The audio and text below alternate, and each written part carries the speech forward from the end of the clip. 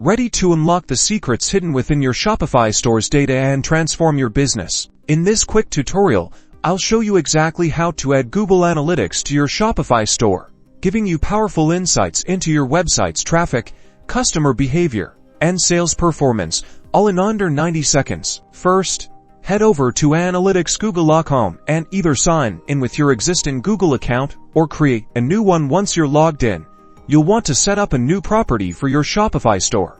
Click on the admin gear icon in the bottom left corner.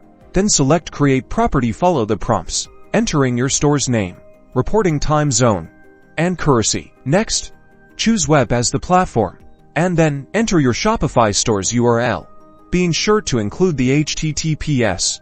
Give your web stream a name. Now, you'll see your measurement ID. This is the key we need to connect Google Analytics to Shopify. Copy that ID to your clipboard. Head over to your Shopify admin dashboard, click on Online Store, then Preferences. Scroll down to the Google Analytics section and paste your measurement ID into the Google Analytics account field. Important, check the box that says Use Enhanced Ecommerce. This allows you to track product views, add to carts, and purchases for even deeper insights. Click Save at the bottom of the page. Congratulations, you've successfully connected Google Analytics to your Shopify store.